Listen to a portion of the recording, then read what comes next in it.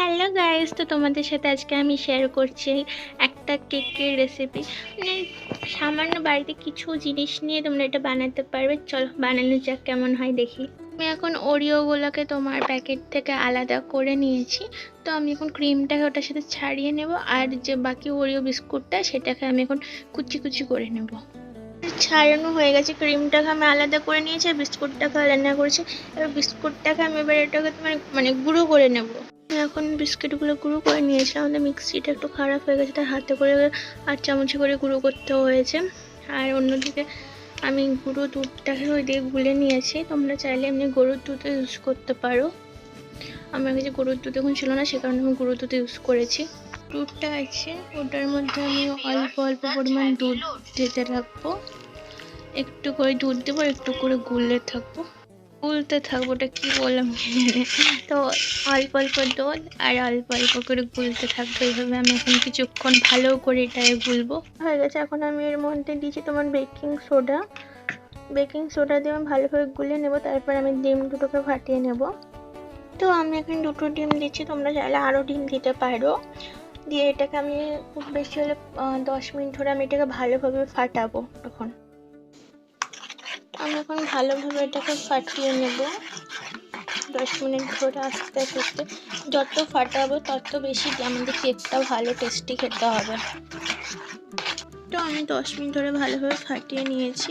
ফাটিয়ে নেওয়ার পর এখন আমি ওই রকম সেম একটা পাত্র নিয়ে নিয়েছি। এটা স্টিলের পাত্রতে করতে হবে।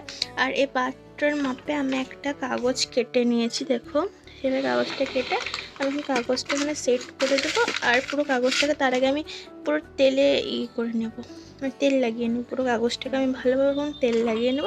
তেল লাগিয়ে আমি এটা মাঝে রেখে দেবো। তো আমি এটা তেল দিয়ে দিয়েছি ভালোভাবে। এবার যে ব্যাটারটা বানিয়েছি সেটাকে আমি এটাকে দিয়ে দেব।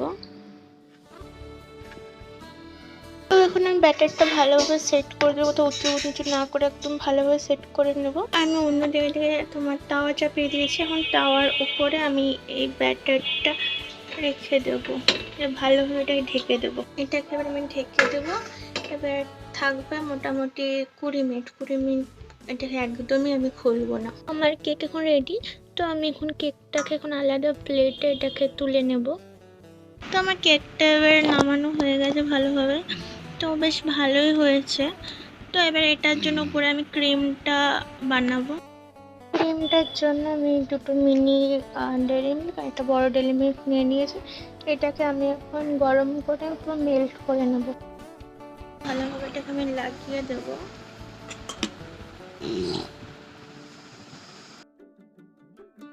ডেকোরেশন করে নেবে। আমি যেমন জেমস দিয়ে আর উপর দিয়ে ডেয়ারি মিল্কের কিছু টুকরো দিয়েছি।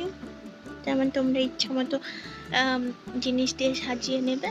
তো কেকের রেসিপিটা সবাই ট্রাই করবে, আর কেমন লাগলো খেয়ে সেটা আমাকে কমেন্ট করে জানাবে। আর আজকের ভিডিওটা এতটাই, টাটা।